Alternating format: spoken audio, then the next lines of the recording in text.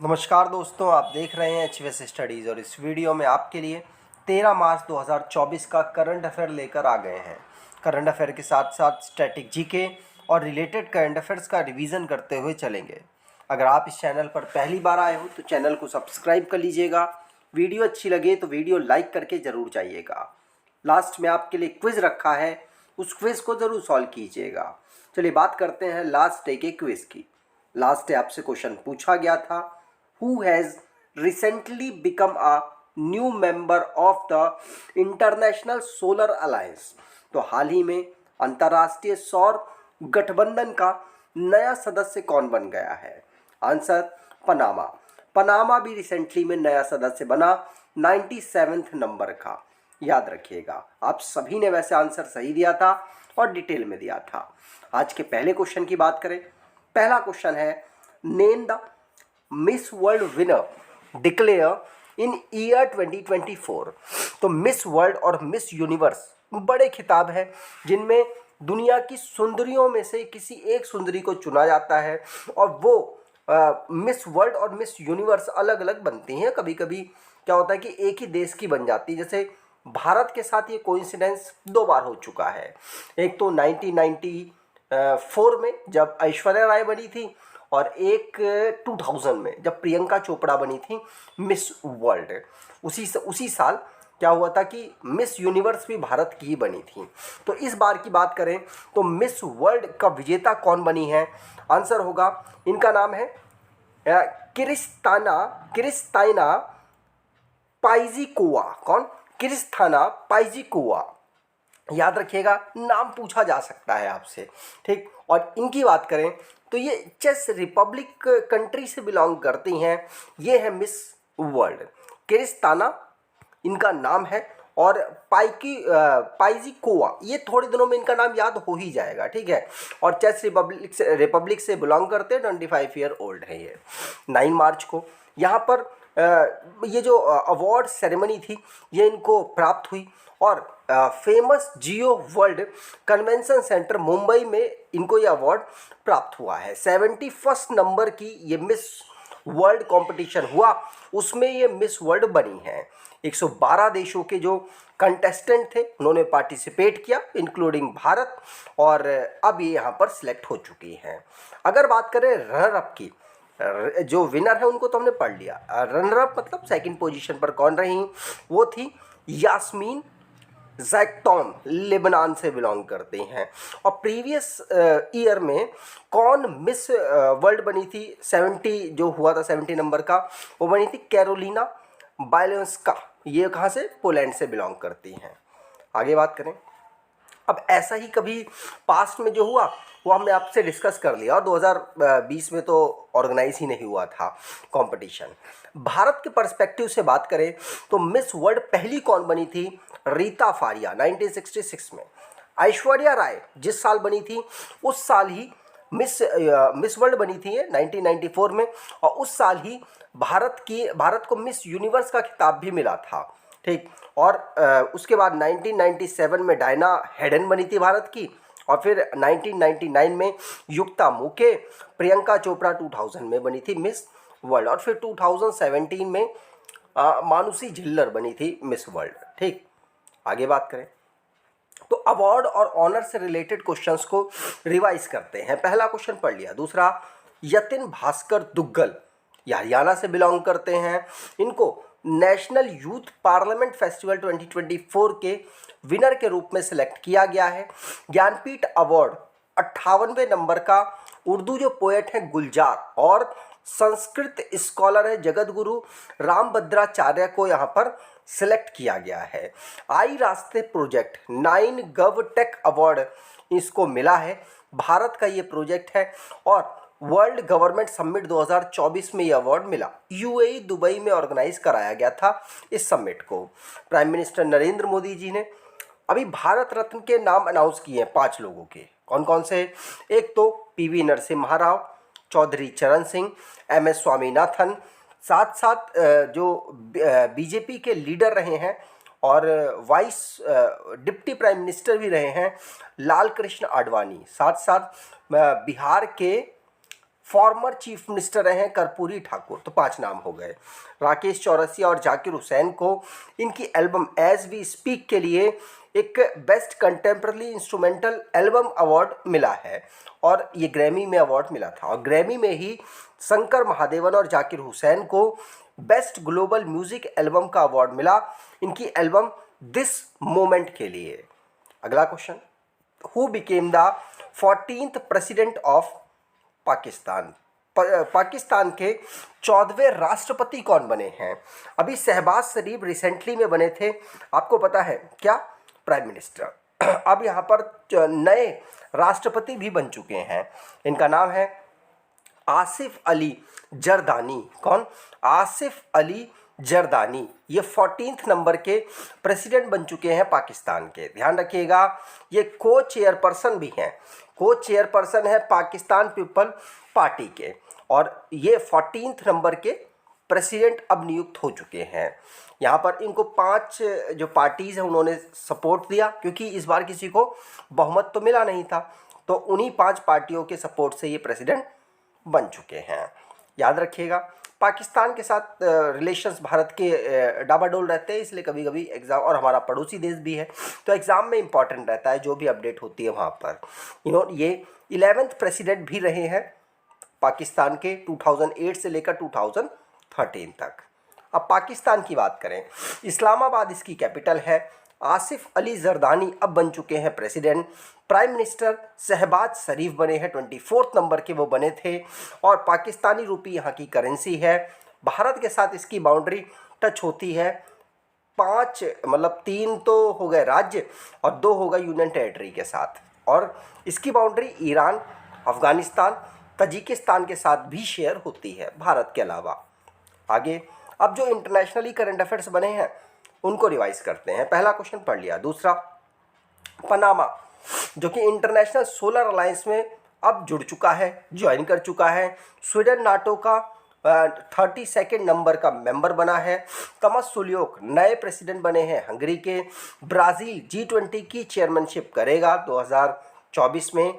और Henley passport index 2024 में जारी हुआ, जिसमें भारत की रैंक रही 85। पहली रैंक पर France, Germany, Italy, Japan, Singapore और स्पेन रहा। आखिरी पोजीशन पर अफगानिस्तान की रैंक आई है। World government summit Dubai, United Arab Emirates में ऑर्गेनाइज हुई, और अलेक्जेंडर स्टब अब बन गए हैं प्रेसिडेंट, कहाँ, फिनलैंड के। अगर आप कोई ई बुक परचेज करना चाहते हैं तो डिस्क्रिप्शन बॉक्स में लिंक है, वहाँ से ई बुक परचेज कर सकते हैं। अगला question, the cabinet committee on security approve the project to design and develop which generation new fighter jet, जिसको AMCA मतलब एडवांस मीडियम कम्बैट एयरक्राफ्ट कह रहे हैं। तो सुरक्षा पर कैबिनेट समिति ने नई पीढ़ी के jet advance medium combat aircraft को डिज़ाइन और विकसित करने की परियोजना को मंजूरी दे दी है। तो ये कौन सी जनरेशन को यहाँ पर मंजूरी दी गई? तो यहाँ पर 5th जनरेशन, कौन सा, 5th जनरेशन को यहाँ पर मंजूरी दी गई है, जो कि नए फाइटर जेट होंगे AMCA बेस्ड, मतलब एडवांस मीडियम कॉम्बैट एयरक्राफ्ट ये होने वाले हैं कुछ इस प्रकार से। तो 5th जनरेशन को यहाँ पर जो कैबिनेट कमेटी ने जो सिक्योरिटी से रिलेटेड है उसने यहाँ पर मंजूरी दी है। इसमें 15,000 करोड़ रुपए इन्वेस्ट होंगे, और इंडिया, यूनाइटेड स्टेट, रशिया और चाइना के बाद डेवलप करने वाला फाइटर जेट डेवलप करने वाला इस जनरेशन का 4था देश बन जाएगा। ठीक, आगे बात करें। अब अगर जनरेशन की बात करें तो फर्स्ट जनरेशन जो कि सेकेंड वर्ल्ड वॉर में यूज़ हुई थी, सेकेंड जनरेशन में MiG-21 एयरक्राफ्ट आते हैं। थर्ड जनरेशन में MiG-23 और सुकोई Su-17 आते हैं। फोर्थ जनरेशन में सुकोई Su-27 और 4.5 जनरेशन में राफेल और तेजस आते हैं। फिफ्थ जनरेशन में F-22 आते हैं।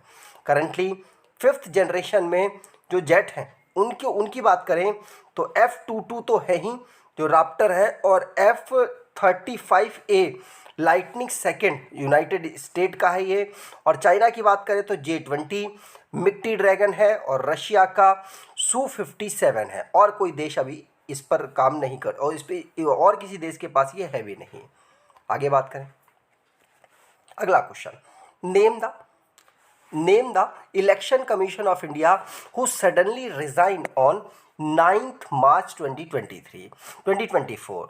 तो भारत के तत्कालीन चुनाव आयुक्त जिन्होंने अचानक से इस्तीफा दिया, उनका नाम क्या है? तो चुनाव आयुक्त अब एक भी नहीं रह गए, क्योंकि देखिए हिरार्की क्या है कि एक तो होंगे चीफ इलेक्शन कमीशन, दूसरे होंगे इलेक्शन कमीशन, और दूसरे भी होंगे इलेक्शन कमीशन। मतलब 2 इलेक्शन कमीशन होंगे और एक चीफ इलेक्शन कमीशन होंगे। तो चीफ इलेक्शन कमीशन तो अभी हैं राजीव कुमार जी, लेकिन अब जो यहाँ पर दो इलेक्शन कमिश्नर हैं उनका पद खाली हो चुका है। अभी रिसेंटली में अरुण गोयल जी ने यहाँ पर इस्तीफा दे दिया है। किसने? अरुण गोयल जी ने। याद रखिएगा, इलेक्शन कमीशन ऑफ इंडिया अब यहाँ पर ये लोकसभा, राज्यसभा, स्टेट असेंबली के प्रेसिडेंट और वाइस प्रेसिडेंट के इलेक्शंस को कराता है। 3 मेंबर होते हैं, मैंने आपको बता ही दिया, ठीक। और इस समय पर chief election commission Rajiv Kumar ji हैं, बाकी दोनों कमिश्नर की पोस्ट खाली है, ठीक। आगे बात करें, अपॉइंटमेंट कौन करता है? तो भारत के प्रेसिडेंट करते हैं। नाम कौन सजेस्ट करता है? तो नाम सजेस्ट करने के लिए नए अब मेंबर यहाँ पर इंक्लूड हो गए हैं गवर्नमेंट के अकॉर्डिंग। गवर्नमेंट ने जो एक रूल बनाया उसके अकॉर्डिंग। कौन? एक तो हमारे प्राइम मिनिस्टर होंगे, एक कैबिनेट लेवल के मंत्री होंगे और विपक्ष के नेता। ये तीनों मिलकर नाम सेलेक्ट करेंगे, प्रेसिडेंट साहब को भेज देंगे, वो अप्रूव कर देंगे। आगे बात करें, अगला question, which country was awarded the measles and rubella champion award for its tireless efforts to combat measles and rubella disease? तो खसरा और रूबेला बीमारी से निपटने के अथक प्रयासों के लिए किस देश को खसरा और रूबेला चैंपियन पुरस्कार से सम्मानित किया गया है? तो ये किसको? भारत को यहाँ पर यह अवार्ड मिला है। याद रखिएगा, भारत ने खसरा या मिसल्स और रूबेला को ख़त्म करने के लिए बहुत ज़्यादा प्रयास किए और बहुत हाई स्टैंडर्ड के प्रयास किए, और भारत में उसका जो असर है वो दिखा भी है। इसीलिए यहाँ पर जो रेड क्रॉस का हेडक्वार्टर है और वहाँ पर वॉशिंगटन डीसी में, वहाँ पर ये भारत को अवार्ड मिला है। ध्यान रखिएगा, भारत ने इस श्री प्रिया रंगनाथन जो कि deputy chief of mission of India diplomatic mission की हैं, उन्होंने ये अवार्ड प्राप्त किया वॉशिंगटन डीसी से, ministry of health and family welfare के बिहाफ पर, ठीक। मिसेल्स की बात करें तो इन्फेक्टियस डिसीज़ है और ये वायरस से होने वाली एक बीमारी है। रूबेला की बात करें तो ये भी एक इन्फेक्टियस डिसीज़ है और ये वायरस से होने वाली बीमारी है, ठीक। आगे बात करें, अगला question, name the new 27 district of Arunachal Pradesh. तो अरुणाचल प्रदेश के अब 27 डिस्ट्रिक्ट हो चुके हैं, पहले कितने थे? 26 थे। तो नया जो डिस्ट्रिक्ट बना है उसका नाम बताइए। उसका नाम क्या है? उसका नाम है बाईचोम। क्या नाम है? बाईचोम। ध्यान रखिएगा, बाईचोम एक नया डिस्ट्रिक्ट हो चुका है जो कि अब यहाँ पर अरुणाचल प्रदेश का नया डिस्ट्रिक्ट कहलाएगा।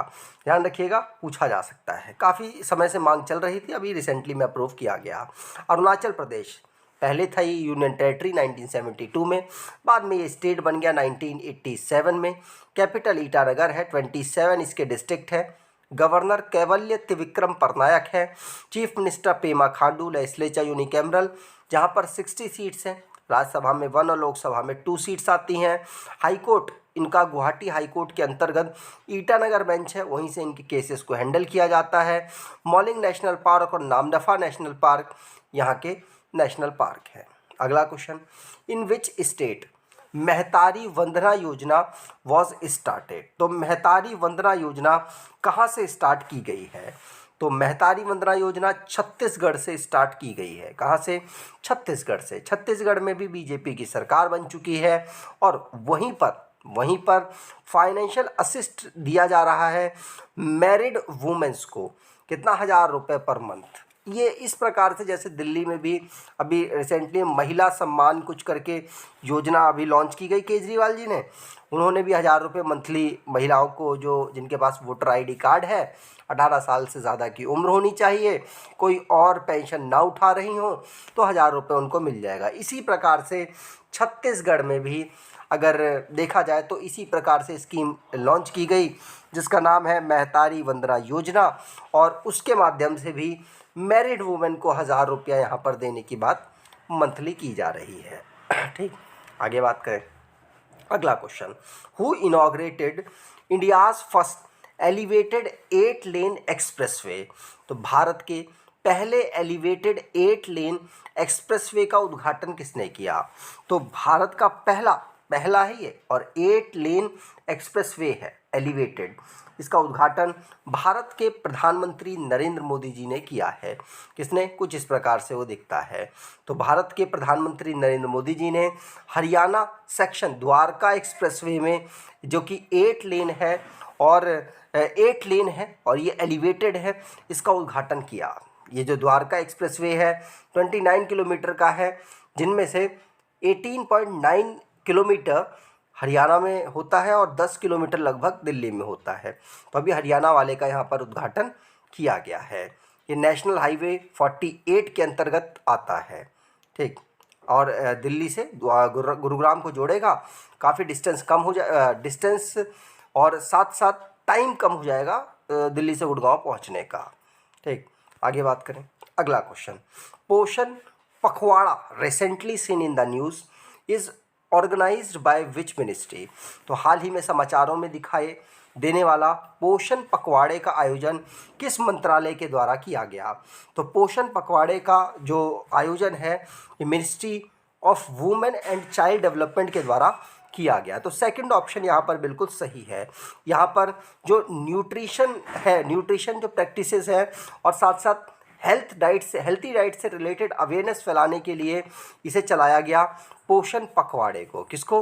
पोषण पखवाड़े को, और ministry of women and child development के द्वारा इसको चलाया जा रहा है। 9 मार्च से लेकर 23 मार्च तक इसे 15 दिन का पूरा एक इनिशिएटिव है जो कि चलाया जा रहा है। न्यूट्रिशन, डाइटरी प्रैक्टिस और वुमेन हेल्थ से रिलेटेड यहाँ पर अवेयरनेस फैलाई जाएगी।